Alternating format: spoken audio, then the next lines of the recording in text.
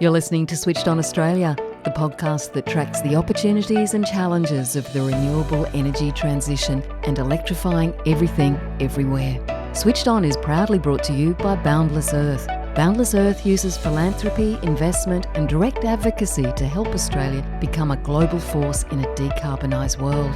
Switched On is also brought to you by GoodWe, the all-in-one ESA battery system safely powering Aussie homes, lowering bills and providing energy independence. Hello and welcome to Switched On Australia. I'm Anne Delaney. Thanks for joining me. Now, in countries like Denmark, Scotland and Ireland, communities are increasingly able to own stakes in renewable energy projects or directly share in the benefits. In Australia, that kind of participation is still the exception rather than the rule. Here, the rollout of wind and solar has sparked a growing debate about how the regions hosting these projects should share in the economic benefits. The results so far have been mixed. Some renewable projects have worked closely with local communities to design meaningful benefits. Others have struggled to move beyond limited forms of engagement. Several Australian states have now introduced community benefit guidelines for renewable developments.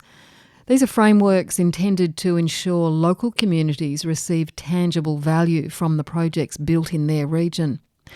Western Australia is the latest to step into this space, recently releasing new guidelines for large-scale renewable projects in the southwest interconnected system. In many ways, WA has had the advantage of learning from the experience and the missteps of East Coast states that moved earlier. My guest today is Kim Mallee. She's one of the directors of the Community Power Agency, an organisation that works to strengthen community participation in energy policy and renewable project development. Kim argues that community benefits shouldn't just be an add-on to a renewable energy project. Communities themselves should have a strong role in identifying their priorities and shaping the kinds of benefits developers will deliver. And the Community Power Agency has just released a new report, Power in Partnership, which explores exactly that and how Australia could learn from overseas models to expand community ownership and financing that gives regional communities a much bigger stake in the renewable energy transition. Kim Mallee, thanks so much for joining the Switched On podcast today. Great. Such an honour to be here. Thank you. Kim, I just sort of want you to paint a bit of an overall picture before we get into some of the nitty-gritty of guidelines and community benefits. But how well has Australia enabled communities to participate meaningfully in the rollout of the renewable energy resources so far? Look, it's actually a bit of a mixed bag, and it depends on the technology. It really depends on the project, and how experienced the company that's developing the project is.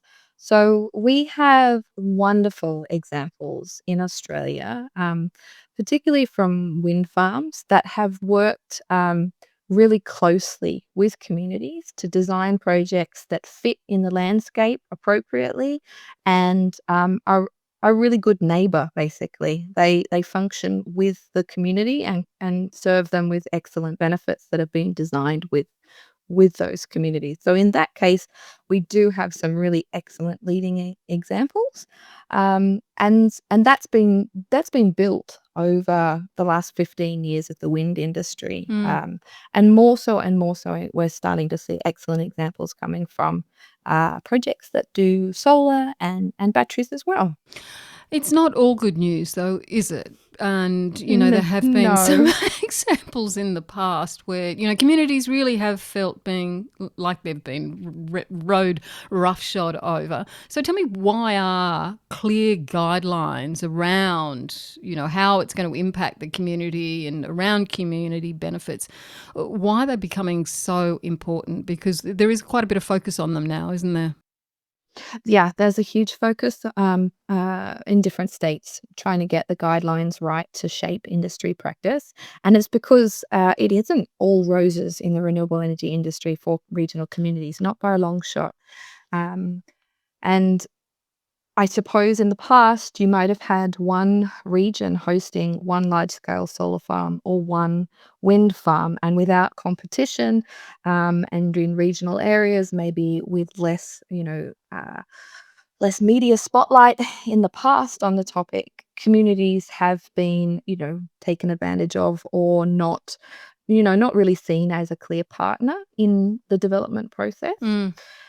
And then with the aging coal-fired power stations and the need to rapidly build more renewable energy for Australia's energy system, we're not seeing single wind farms and single solar farms in one region. We're seeing, anywhere up to a dozen or more. And with that competition, two things happen.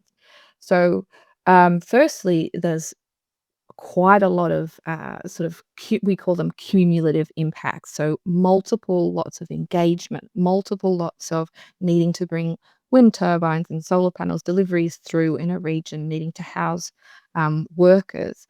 But the other thing that happens is the competition to potentially do better around benefit sharing as well, because there's a finite amount of land to build these renewable projects on, and an opposition from community is a real and legitimate thing. So Mm. where projects can partner with these communities to create, a very well tailored project that serves the community's interest, well, that's going to be able to, navigate the approval process and also just a much smoother development process. Yeah, and we'll talk about some of those different options of how communities can partner. But I just wanted you to just to flesh out a little bit more about some of the main problems with the way community benefits have been handled to date. You raised that issue of cumulative engagement. I mean, I've spoken to communities that say that, they have a number of companies coming and approach them and repeating things that they just get tired of it all. Oh, 100%. It's, for a community to have to repeatedly answer, which community groups are here and what are they doing? What are your needs and what are the issues of your town? Over and over again to projects that may never come to fruition, and ones that do come to fruition but perhaps change hands. It can be very frustrating for regional communities. So, the I suppose some of the pitfalls or things, if we wanted to flesh out what has not been going great with benefit sharing in the past, is potentially developers not involving the community enough and sort of coming up with their benefit sharing programs based on what they see as good for, PR opportunities, brand awareness, easy to administer, what they think might be a good idea but might not be fit for purpose. That's one sort of set of issues. The other is coming in and trying to potentially do a good engagement process, but leaving it far too late in the process. Mm. And then the third one that we see, which is unfortunate, is just straight out duplication. So, not chatting to and collaborating with the other renewable energy projects and benefit sharing programs, or even, outside the renewable energy industry. We have regions that are hosting coal seam gas industries and other major infrastructure that all have their benefit sharing programs as well. So you need to be really cognizant of what funding is entering a region and how can that be magnified and not wasted or duplicated. So yeah, so that the things that are being delivered actually change something for somebody in 100 years from now, not just the Yeah. next 10 years. Yeah, and this is where the guidelines for companies really comes in. Now, the Western Australian government has the latest cab off the rank, so to speak. They've recently released their community benefits guidelines for the large-scale renewable energy projects, connected specifically to the southwest section of WA. What makes WA's approach noteworthy, Kim? What's really exciting about what WA has done is that they've not only outlined the value of what the benefit sharing should be for different different technologies, but they've coupled it with a place-based community strategic planning framework as well. So like that's a lot of jargon, a place-based strategic planning framework. And basically Yes. What does that what does mean? that mean? Exactly. So what that means is that communities, the West Australian government recommends that communities develop community benefit plans. And those plans are a strategic roadmap for what's their version of a prosperous future and what are their needs to get there.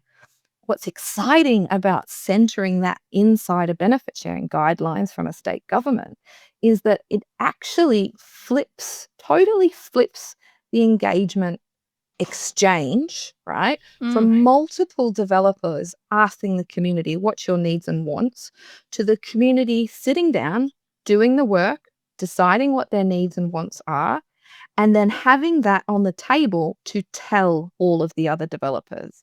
And the developers can work in with this really coordinated, very, cohesive set of objectives that the community has laid out. That's what's really exciting to me about the West Australian guidelines that have been released.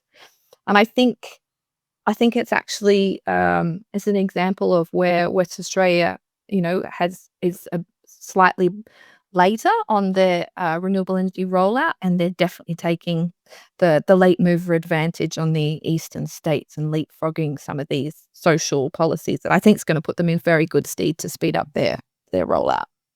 There are examples of, as you say, flipping the levels of engagement on their head. I mean, I was thinking, will it be something similar to what Hay has done in New South Wales? Would that be similar? Perfect example. It's a really great example. And so in New South Wales, Hay Shire Council saw what was in the pipeline, having been designated as a renewable energy zone in New South Wales. And they have a very clever economic development officer and general manager there. And it's like, we want to get on the front foot of this to make sure we get the best outcomes for our community and we manage the impacts appropriately. So they did the work. They did the essentially the grunt work to pull the community together, explain what was happening, listen to people's fears and concerns, work out how to address those, look at what their hopes and ambitions were, document that, and then be able to negotiate very cohesively with the developers to be able to lay that pathway forward.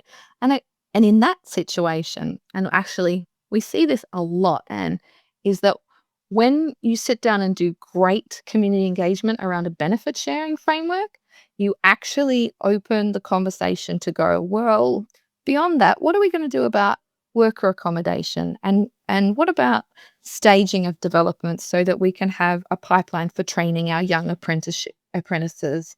And how many doctors are we going to need to add to the regional clinic so that we can service the new workforce over a longer period of time?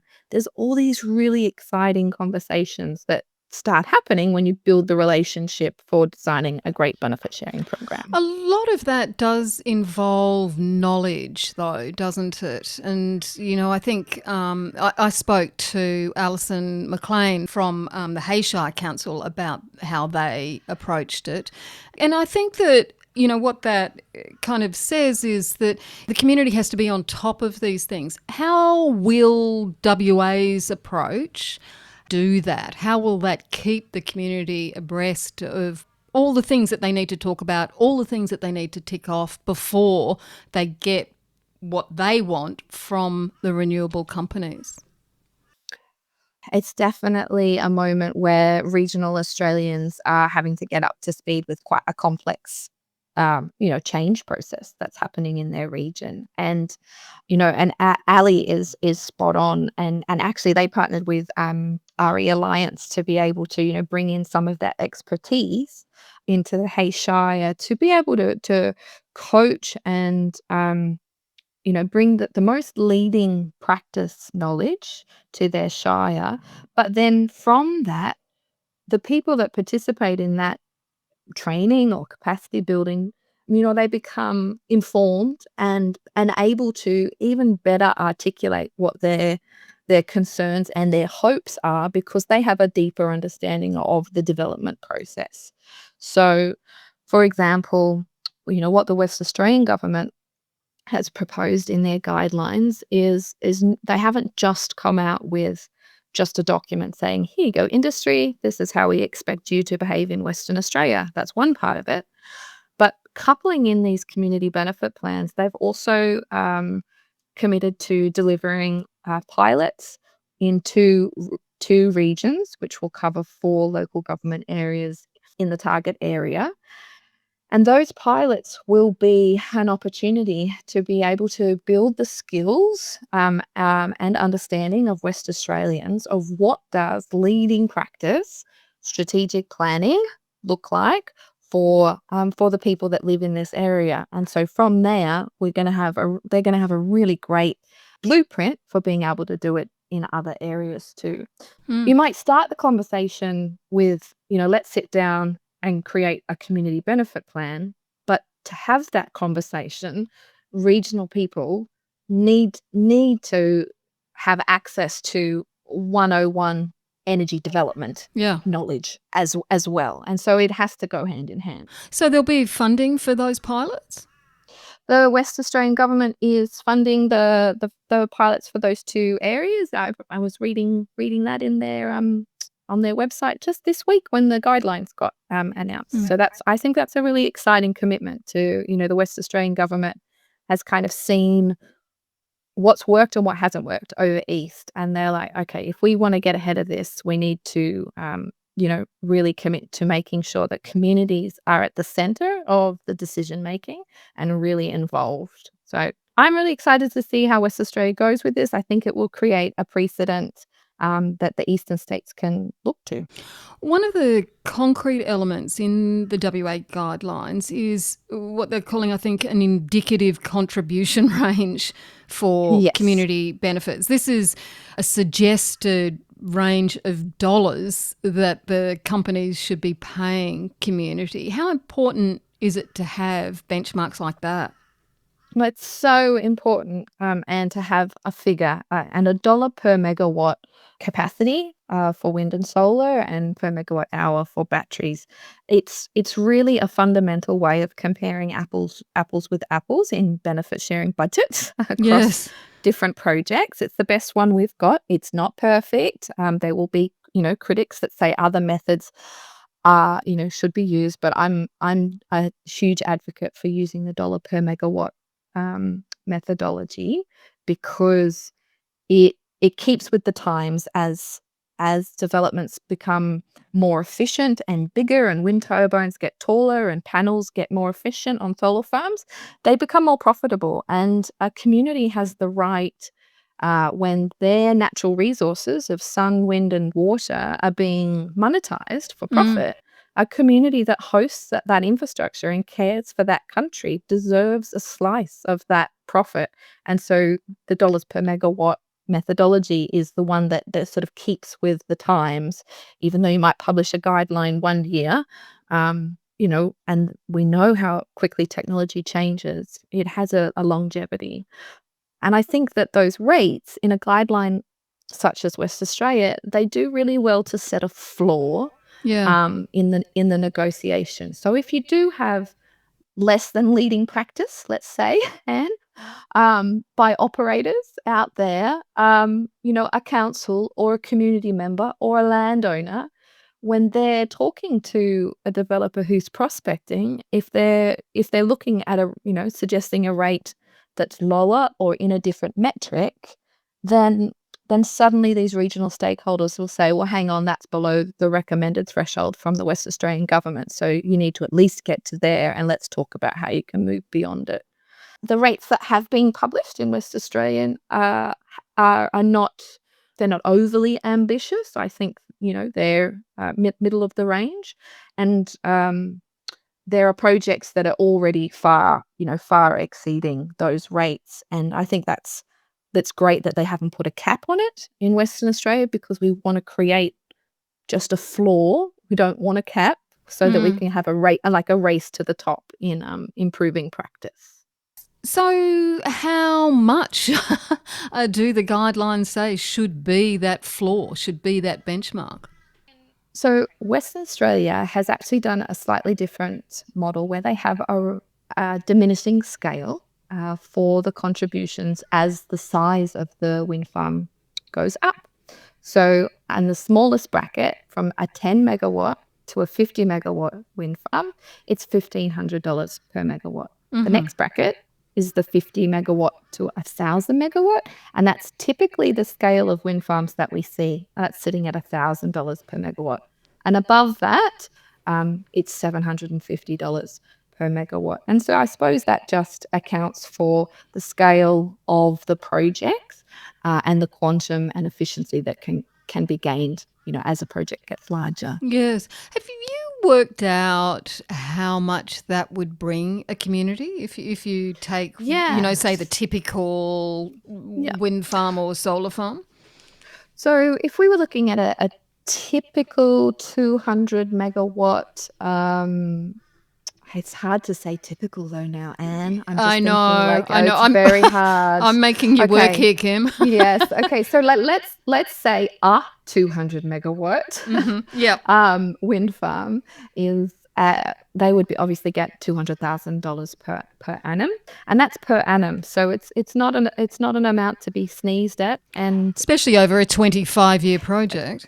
exactly. And hence, if you've got a half dozen projects in a region, the ability for a community to really think strategically about how they want those funds invested in their region so that 25 years from now, if this industry has changed into something that we can't even imagine right now, and then this is finished, well, what's going to serve this region for the next 100, 200 years and beyond from that investment? Now, Kim, these guidelines aren't mandatory. They're guidelines. So the payments, for instance, they're not mandatory. They're just a guidance for companies. Is that a problem? Look, at this stage, I don't see it as a major problem. I think that we have a finite energy system, particularly in WA, that needs to be transferred from coal and gas to renewables and potentially some peaking gas. And because of that, it creates a finite market, right, for Mm. developers to work within. And that constraint o- creates a situation where the the projects that are doing better and providing leading practice are going to experience much less community resistance and opposition. They're going to have greater support from the local governments.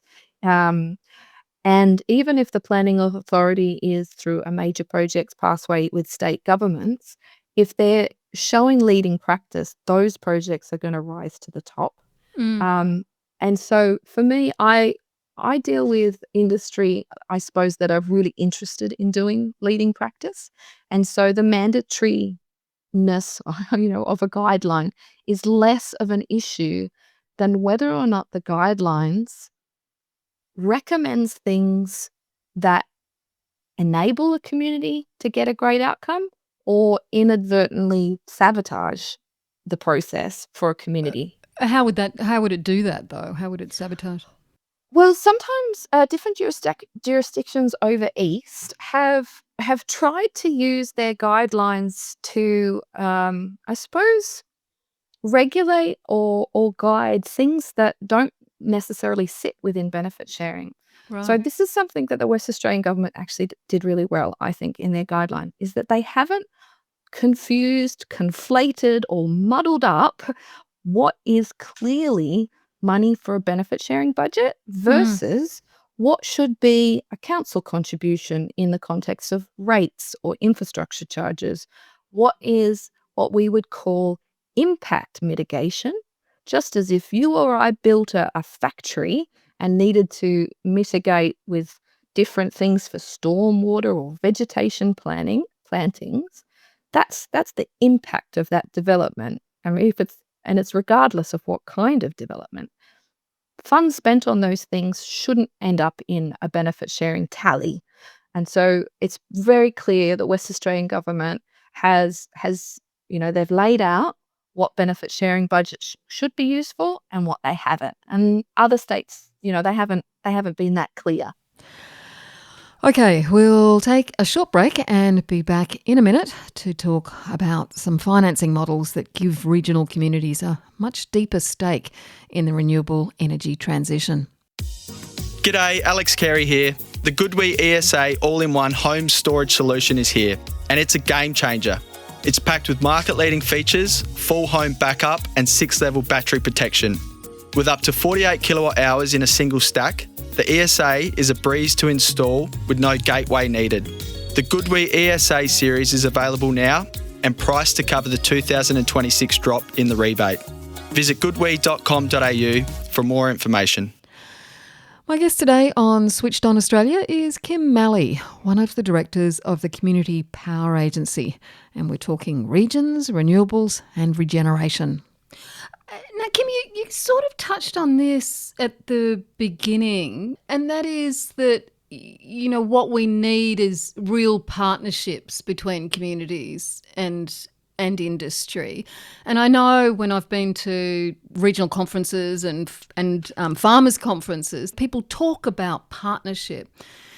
But have we reached a point where developer-run community funds attached to individual projects, it's just too fragmented to manage the scale of renewable development? I mean, you suggested the WA guidelines are kind of recognising that, but do we need to just move beyond the project-by-project model that we've had?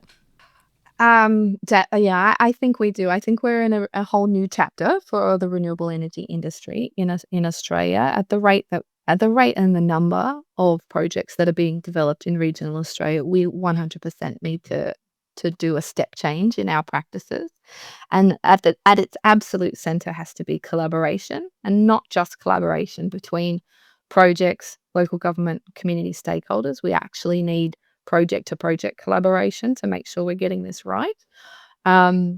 We have actually published last year a guide to regional benefit sharing, which speaks directly to some of the different things and the processes that need to happen to be able to get that collaboration right, and look at some really innovative governance structures to be able to make sure that communities aren't just organising their benefit sharing, but they're creating community like wealth funds, things that grow and can be really invested in their community. But the other big step change that Australia really needs to get onto is looking at how communities can actually have a stake, a financial or a governance stake in these energy projects. And that's something that Europe and the US have been doing, for well over a decade. It's moving into 20 years now. And we've actually just this week, we published the Power in Partnerships, which is a guide to developing community stake in renewable energy. It's been 12 months in the making, Anne, and we're very excited to be sharing. It's quite a comprehensive guide that we've written specifically for industry and for government. So it's I'm going to warn any folks that are not up for a good deep dive into community partnership theory before they get started. But it's comprehensive. It's what Australia really needs to actually get on with creating some of these models that Europe and the US have been doing for a very long time. And it's got some great examples in that research document that you've just published. Let's talk about some of those concrete examples of how ownership, for instance, community either investment or community ownership in these projects is operating overseas. Look, one of the ones that stood out for me, Scotland, their widely cited community benefit scheme for wind farms. Tell me about Scotland. I understand that their schemes are maybe a little bit more advanced than what we are here in Australia. Yes, and look, and that's been really created from leading government policy to be able to sort of direct investment in community cooperatives that are able to create energy projects themselves, which really flips the dial. This is not external money coming to a community, either through an international, off-seas company to build. Their communities coming together to do their own investments, and be able to reap the benefits financially and also from a governance perspective, the shape and size of that. Another clear example is where government policy has really kickstarted this is in Denmark, where the government mandated a 20% community offering at, we call it, at wholesale investment rate. So they need to be able to get as good a return, the community, as the primary developer investor. So they're not getting like just a something on the side. They need to be, getting the same financial returns.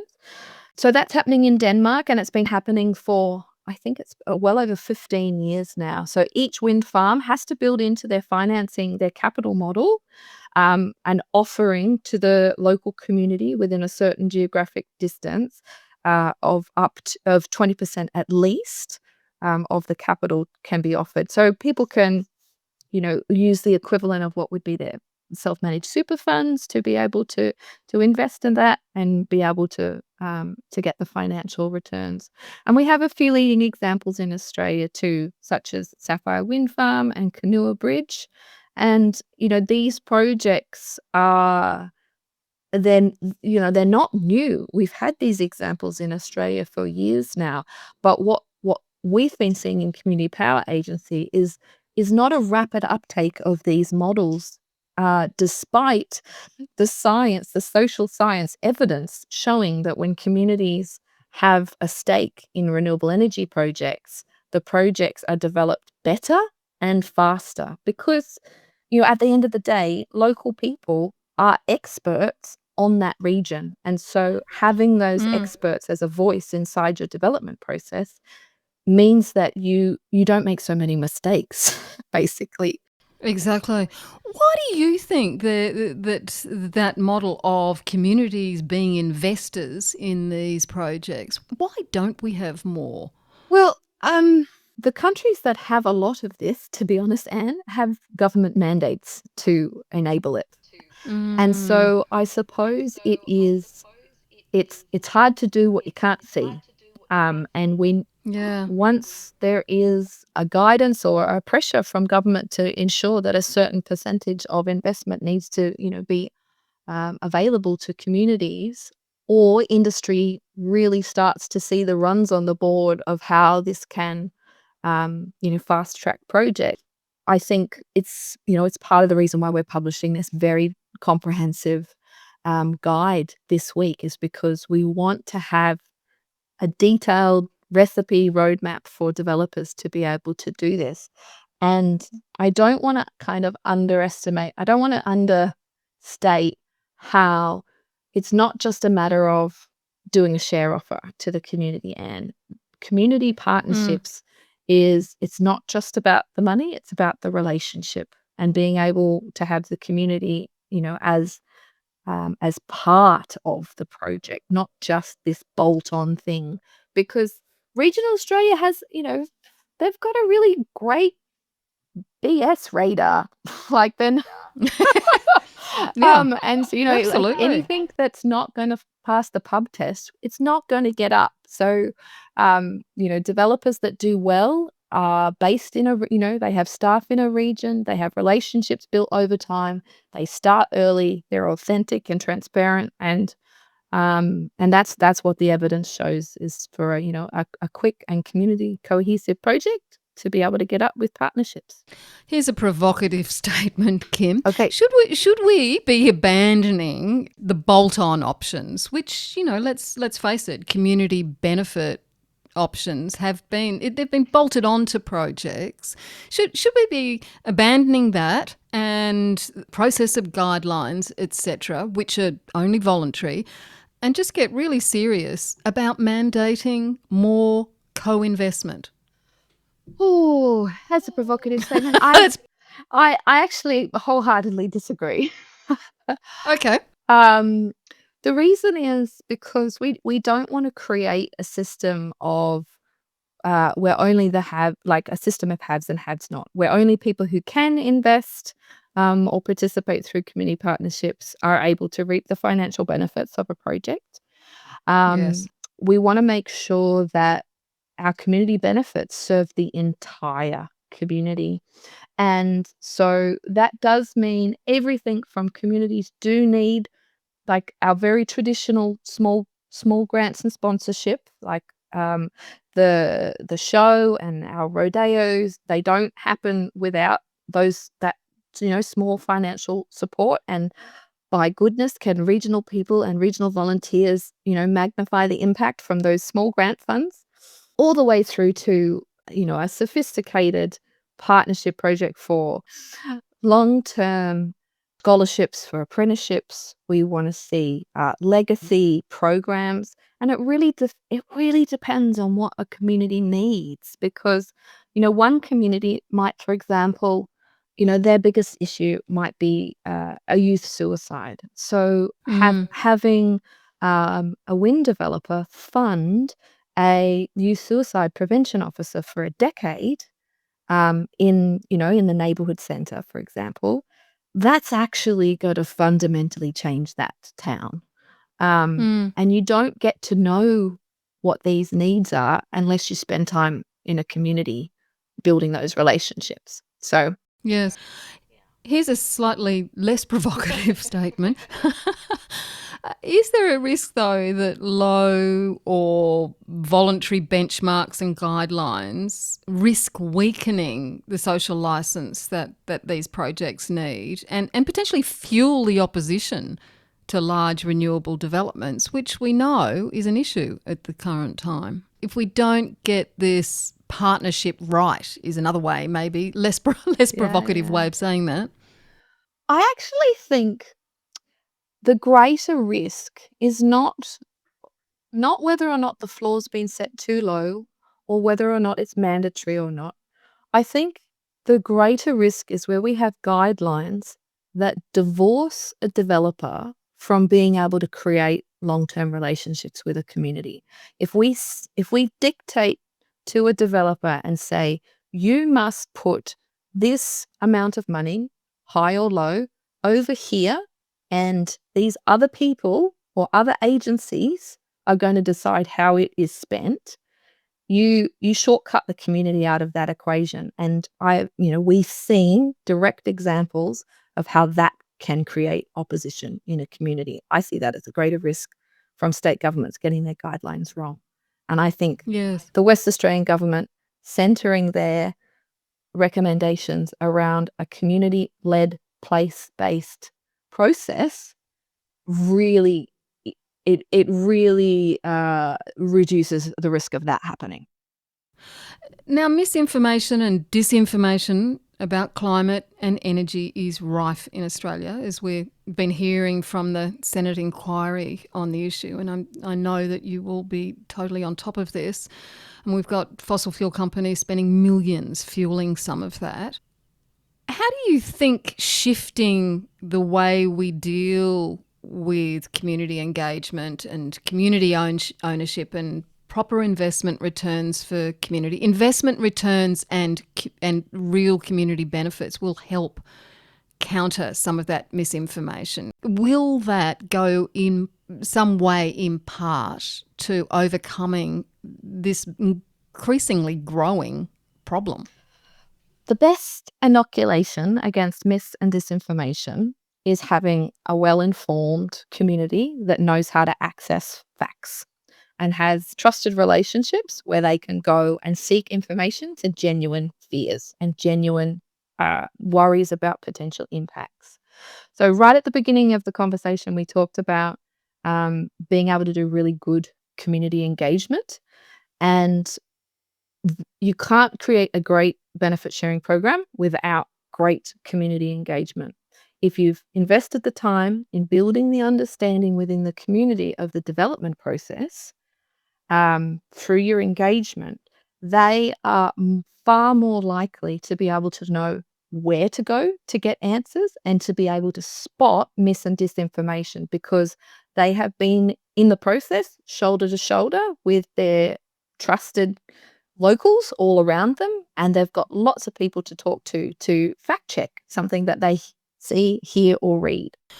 Now, we have talked about investment, we've talked about co-ownership, etc., but there are other models that exist internationally, aren't there, that Australia hasn't yet tried? What other models have you guys identified that you think that we should also be exploring? One of the models that's super popular overseas in the community energy space is one that's called community solar gardens or community wind gardens.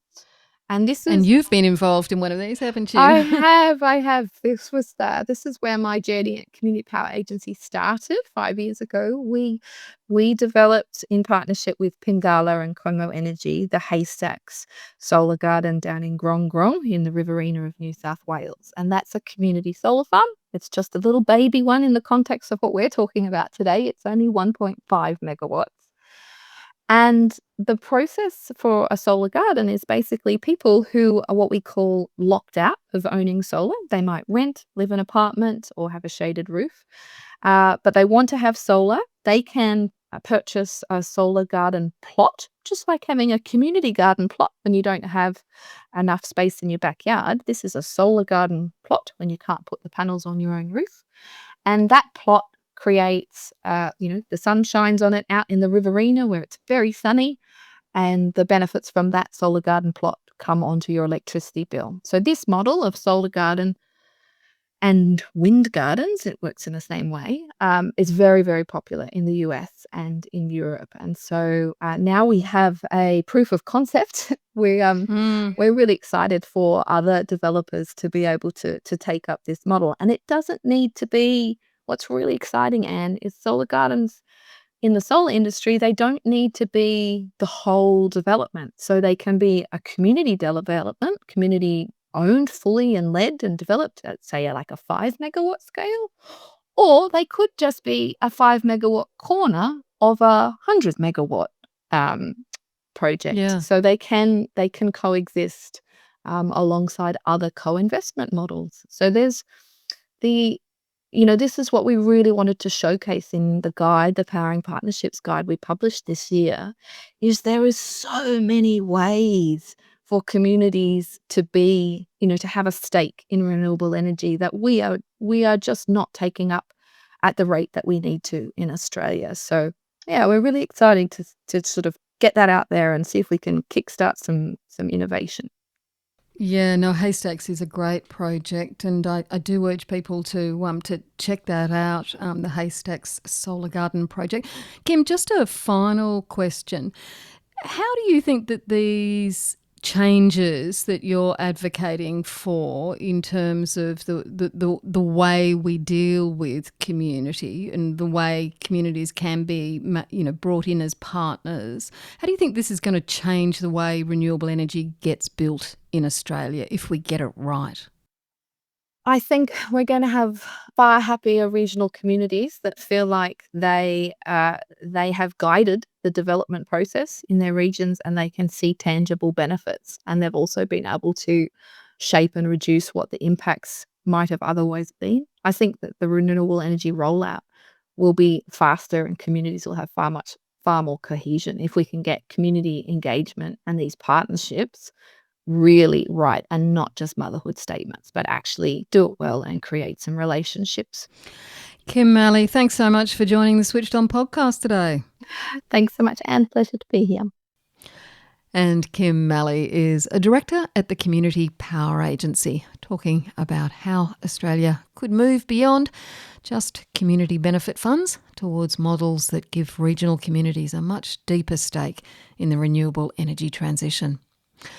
That's it for Switched On this week. Don't forget to like and adore us on your favourite podcast platform. I'm Anne Delaney, and I'll see you next time.